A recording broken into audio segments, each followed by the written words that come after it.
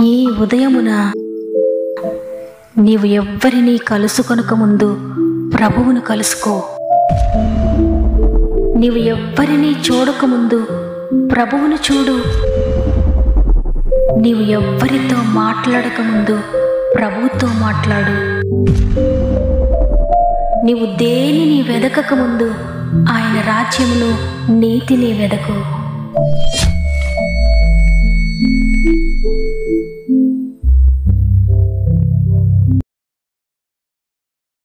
Praise the lord.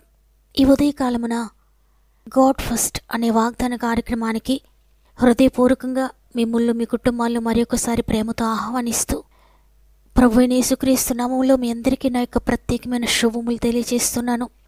ప్రియ దేవుని బిడ్డలారా, దేవుని కృప మీ అందరికీ తోడైందని నమ్ముతున్నాను.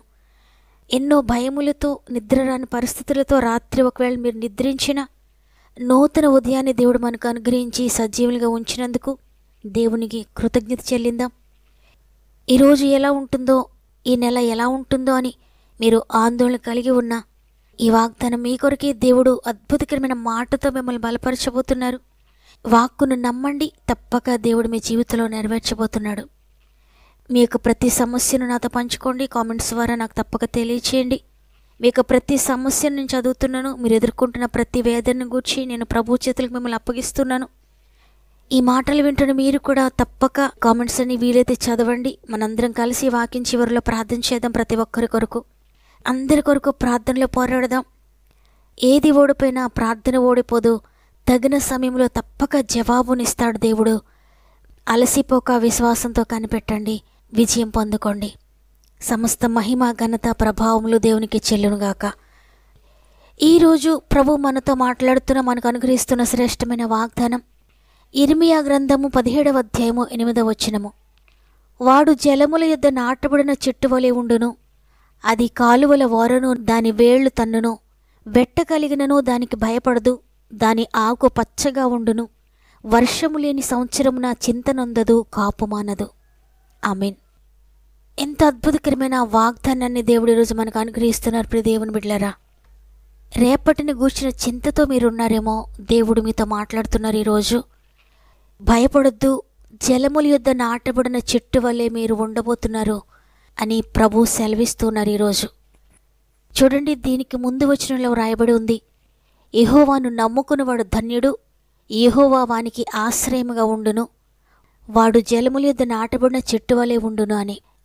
చూడండి, దేవునిని నమ్ముకొని ఆయనను ఆశ్రయించిన మీరు ఈ విధంగా ఉండబోతున్నారు. ప్రియ దేవుని బిడ్డలారా, అంటే మీ జీవితంలో ఉన్న ఎండిన స్థితి సమృద్ధిలోనికి నడిపించబడుతుంది. దేవుని జీవాన్ని పొందుకొని దేవుని జీవముతో నిత్యము ఉంటారు కాబట్టి వారు ఎండిన స్థితిలోనికి వెళ్ళరు, నిత్యము జీవము కలిగి ఉంటారు. వారు వర్షం కోసం ఆకాశం వైపు చూడరు. ఒకవేళ ఎండ వచ్చినా కూడా ఎవరైనా నీరు పోస్తారని ఎవరి కొరకు ఎదురు చూడరు, ఎవరి కొరకు ఆశపడరు, ఎవరిపైన ఆధారపడరు. దేవుని కొరకు ఎదురు చూస్తూ ఉంటే చాలు, ఆయన మాటపై ఆధారపడితే చాలు, ఆయన వాక్కు ప్రకారంగా జీవిస్తే చాలు. ఇక వారు ఏ ఒక్కరి వైపు చూడాల్సిన అవసరం లేదు. కాలువ యొద్ద నాటబడిన చెట్టు వలె ఉంటారు. వారు నిత్యము నీటిలో ఉన్నందువల్ల ఆ చెట్టు ఎండిపోదు, వారు వాడిపోరు. ఎంత ఎండొచ్చినా, ఎన్ని గాలులు వచ్చినా, ఎంత వ్యతిరేక పరిస్థితులు వచ్చినా కూడా దాని ఆకు నిత్యము పచ్చగా ఉంటుందంట.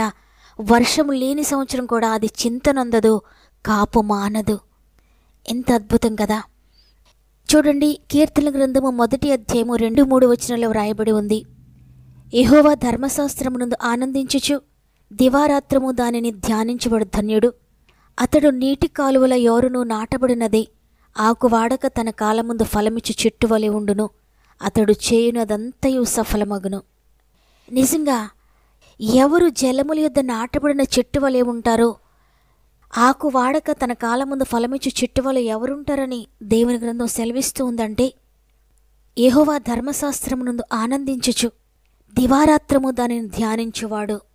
అంటే వాక్యముపై ఆనుకొని వాక్యాన్ని ధ్యానిస్తూ వాక్య ప్రకారంగా నడుస్తూ దేవుని మాట ఏదైతే సెలవిచ్చిందో, దేవుడు ఏదైతే మాట్లాడాడో, ఏ వాక్కైతే అనుగ్రహించబడిందో, ఏ విధంగా బ్రతకమని దేవుని వాక్కు సెలవిస్తూ ఉందో, ఏది చేయమందో ఏది వద్దందో ఆ విధంగా దేవుని వాక్కు ప్రకారంగా నడిస్తే చాలు, వారు జలముల యొద్ద నాటబడిన చెట్టు వలె ఉంటారు.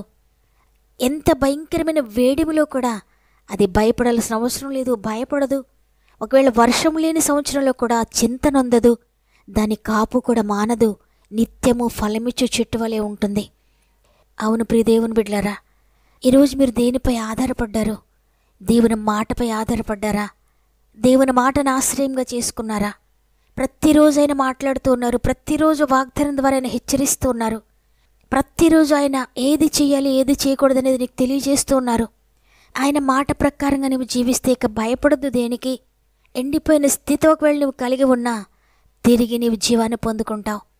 జలముల యొద్ద నాటబడిన చెట్టు వలె మారిపోతావు. నీవిక దేనికి భయపడవు, ఇక దేనికి సిగ్గునుందవు, ఇక దేనికి లోటు కలిగి ఉండవు. ఏ కుదువ కూడా నీ జీవితంలో ఉండదు, నీ కుటుంబంలో ఉండదు, నీ బిడ్డలకు ఉండదు. ఏ పరిస్థితిలో కూడా నువ్వు ఎండిన స్థితిని చూడవు, కానీ నిత్యము పచ్చగా ఉంటావు. ఏ పరిస్థితి ఎదురైనా నీకు విరోధంగా రూపింపబడిన ప్రతి ఆయుధము కూడా వర్ధిల్లదు. ఏ ఆయుధానికి నువ్వు భయపడవలసిన అవసరం లేదు. ఇక పరిస్థితులను పట్టించుకోవాల్సిన అవసరం లేదు. నీవు దేవుని వైపు చూస్తూ ఆయనపై ఆధారపడి నువ్వు ముందుకు సాగితే చాలు. నీవు నిత్యము ఫలమిచ్చి చెట్టు వలె ఉంటావు. అనేక మందికి ఫలభరితంగా ఉంటుంది నీ జీవితం. నీ కుటుంబానికే కాదు, నీ బిడ్డలకే కాదు, నీ స్వంత వారికే కాదు, కానీ ఈ లోకంలో అనేక మంది నీ కొరకు ఎదురు చూస్తారు, నీ మాట కొరకు ఎదురు చూస్తారు, నీ ప్రార్థన కొరకు ఎదురు చూస్తారు. కాబట్టి ఈరోజు ఈ మాటలు వింటున్న ప్రియ సహోదరి, ప్రియ సహోదరుడా, ప్రస్తుతం ఒకవేళ నీ జీవితం ఎండిన స్థితిలో ఉందా? అయితే దేవుని వాక్యాన్ని ధ్యానించండి.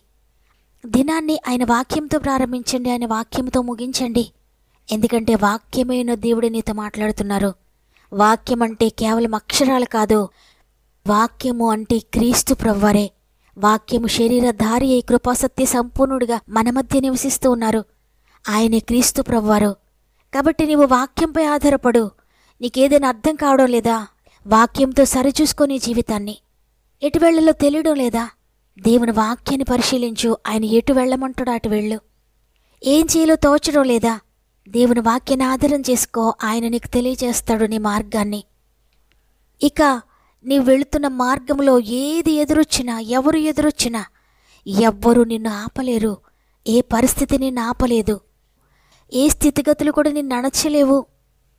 నీ యొక్క అభివృద్ధిని, నీ ఆశీర్వాదాన్ని ఈ లోకంలో ఏ పరిస్థితి ఆపలేదు. ప్రియ దేవుని బిడ్డలారా, దేవునిపై ఆధారపడండి. జలముల యొద్ద నాటబడిన చెట్టు వలె నీవు ఉంటావు. అనేక మందికి ఆశీర్వాద కారణంగానే ఉంటావు. ఎవరు ఆపగలరు పువ్వులు వికసించకుండగా? ఎవరు ఆపగలరు ఫలాలు ఫలించకుండగా? ఎవరు ఆపగలరు పువ్వులు వికసించకుండగా? ఎవరు ఆపగలరు ఫలాలు ఫలించకుండగా? ఎవరు ఆపగలరు దేవుని ప్రణాళికలను? ఎవరు ఆపగలరు దేవుని ప్రణాళికలను?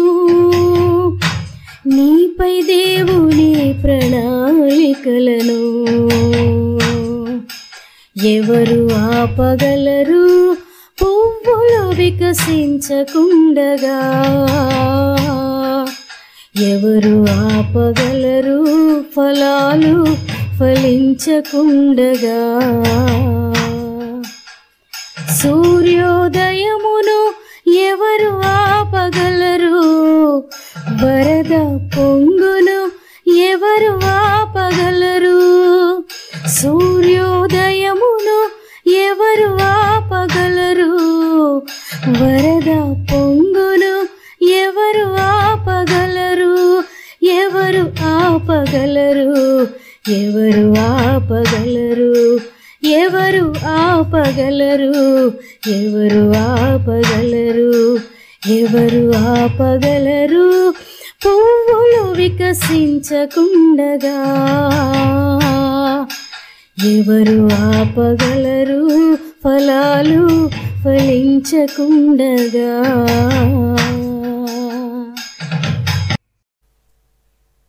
మీరెక్కడి నుండి మాటలు వింటూ ఉన్నా నేను వాగ్దానం నమ్ముతున్నానన్నవారు మీకు అనుకూలమైతే నాతో మోకరిస్తారా? ప్రార్థన చేద్దాం. ప్రేమగల తండ్రి, నీకు వందనాలు. నీ ఉచిత కృపను బట్టి మరి ఒక దినం మాకు ఇచ్చారు. మరి ఒక ఉదయాన నిన్ను స్తుతించే భాగ్యం ఇచ్చారు తండ్రి, నీకు వందనాలు. తండ్రి, జలముల యొద్ద నాటబడిన చెట్టు వలె మీరు ఉంటారని వాగ్దానం చేశారు. అవునయ్యా, నీ వాక్యం అంటే జీవమునైనా. నీ వాక్య ప్రకారముగా ఎంతమంది నడుస్తారో వారు జీవం కలిగి ఉంటారు. వారు ఎండిపోరు. వారి జీవితంలోకి వెళ్ళి ఏ సమస్య, ఏ కష్టం ఎదురైనా కూడా ధైర్యంగా నిలువబడతారో అద్భుతకరమైన విజయాన్ని పొందుకుంటారయ్యా. వారి యొక్క ఆశీర్వాదాన్ని ఎవరు ఆపలేరు. వారి యొక్క అభివృద్ధిని ఎవరు ఆపలేరు. ఎందుకంటే సృష్టికర్త బిడ్డలుగా ఈ సృష్టిని శాసించేవారిగా మారిపోతారయ్యా. ఆ విధమైన ఆశీర్వాదము ఈరోజు ఈ మాటలు వింటున్న ప్రతి ఒక్కరికి దయచేయండి తండ్రి. ఎంతమంది నమ్ముతున్నారో వారందరి జీవితాలే వాగ్దానము నెరవేర్చబడుగా యేసునామములో. ఎండిన స్థితిలో ఉన్నా, పనికిరాని స్థితిలో ఉన్నా, అందరి చేత తృణీకరింపబడిన స్థితిలో ఉన్నా, అందరి చేత వేలెత్తి చూపించబడుతున్న స్థితిలో ఉన్నా ఈరోజు ప్రతి ఒక్కరిని కూడా మీరు లేవనెత్తండి నైనా. ఎంతమంది అయితే నిరాకరించారో, ఎంతమంది అయితే కాదన్నారో వారందరికీ వారిని ఆశీర్వాదంగా ఉంచండి. వారందరికీ వారిని ఆధారంగా చేయండి. నీపై ఆధారపడిన ప్రతి ఒక్కరిని కూడా ధన్యులుగా చేయండి అయ్యా. తండ్రి, ప్రత్యేకంగా నీ ప్రియమైన బిడ్డలు అనేక మంది కామెంట్స్ ద్వారా వారి ప్రార్థన విన్నపం మాకు తెలియజేస్తున్నారు తండ్రి. ప్రతి ఒక్కొక్కరిని జ్ఞాపకం చేసుకోండి. యేసు, నీ గాయపడిన చేతులు ప్రతి ఒక్కరిని అప్పగిస్తున్నాను. ప్రతి జీవితంలో వారు ఎదుర్కొంటున్న ప్రతి సమస్య నుండి విడిపించండి. వారి ఎదుట ఉన్న ఎరుకో గోడ లాంటి సమస్యలను కూల్చివేయండి. వారి ఎదుట ఉన్న ఎర్ర సముద్రంను 2 పాయలుగా చేయండి అయ్యా. వారి ఎదుట ఉన్న సమస్యలను కూల్చివేయండి నాయన. వారి ఎదుట ఉన్న అడ్డంకులన్నీ కూడా మీరు అణచివేయండి అయ్యా. వారి శరీరంలో ఉన్న వ్యాధులు మీరు అణచివేయండి. వారి కుటుంబంలో ఉన్న ఆర్థిక బంధకాలు మీరు తెంచివేయండి. వారి అంతరంగంలో ఉన్న పాపపు కట్ల నుండి విడిపించండి. వ్యసనాల నుండి విడిపించండి నాయన. వారి బిడ్డల జీవితంలో ఏ పరిస్థితులు వారికి వ్యతిరేకంగా ఉన్నాయో అవన్నీ కూడా మీరు తీసివేసి అద్భుతకరమైన భవిష్యత్తు ప్రతి కుటుంబానికి దయచేయండి. వివాహ విషయాలు అద్భుతం చేయండి నాయన. ఉద్యోగ విషయాలు అద్భుతం చేయండి నాయన. గర్భఫలం కొరకు ఎంతమంది ఎదురు చూస్తున్నారో అద్భుతం చేయండి అయ్యా. ఇంటి సమస్యలను విడిపించండి అయ్యా. ల్యాండ్ సమస్యలను విడిపించండి తండ్రి. పొలము అమ్మాలని చూస్తున్న ప్రతి బిడ్డల జీవితంలో అద్భుతం చేయండి నాయన. వారు ఆశ్చర్యపోయే కార్యం మీరు జరిగించండి. ఆర్థిక బంధకాలు, అప్పు సమస్యలను విడిపించండి తండ్రి. విడిపోయిన కుటుంబాలను తిరిగి కట్టండి నాయన. స్వంత గృహాలు లేని బిడ్డలకు చక్కటి స్వంత గృహాలు దయచేయండి. గృహాలు కట్టుకుంటూ మధ్యలో ఆగిపోయిన బిడ్డల జీవితంలో తిరిగి ప్రారంభించబడుగా యేసునామములో. ఎగ్జామ్స్ రాసిన బిడ్డలందరికీ తోడేయండి తండ్రి. జ్ఞానాత్మతో నింపండి, జ్ఞాపక శక్తితో నింపి చక్కటి పర్సెంటేజ్ దయచేయండి. ఉద్యోగ ప్రయత్నాలు ఆశీర్వదించండి అయ్యా. వ్యాపారాలను దీవించండి నాయన. చేతి పనులను దీవించండి అయ్యా. డ్రైవింగ్ చేసిన బిడ్డలందరికీ తోడేయండి. వ్యవసాయాలను దీవించండి అయ్యా. పాడి పంటలను దీవించండి నాయన. ప్రత్యేకంగా గర్భంతో ఉన్న బిడ్డలని చేతులు పెడుతున్నానయ్యా. 9 నెలలు మీరు తోడుగా ఉండి చక్కటి సేఫ్ డెలివరీస్ దయచేయండి. ఈరోజు పుట్టినరోజులు, పెండ్లి రోజులు జరుపుకున్న వారందరికీ కూడా చేతులు పెడుతున్నాను. ఈ సంవత్సరం అంతా మీరు తోడుగా ఉండి నడిపించండి. ఈ దినం ప్రారంభిస్తూ ఉండగా ఈరోజంతా మా ఆత్మీయ కుటుంబంలో ప్రతి ఒక్కొక్కరికి తోడుగా ఉండి వారి యొక్క ప్రతి సమస్య నుండి విడిపించి, వారు ఎదుర్కొంటున్న ప్రతి శోధన నుండి విడిపించి, వారు వెళ్ళే ప్రతి స్థలంలో మీరు తోడుగా ఉండి వారి పక్షంగా యుద్ధం చేసి జయము దయచేస్తున్నారని నమ్మి నీకు స్తుతులు చెల్లిస్తూ యేసయ్య పరిశుద్ధమైన నామములో అడిగి వేడుకొంచున్నాను తండ్రి.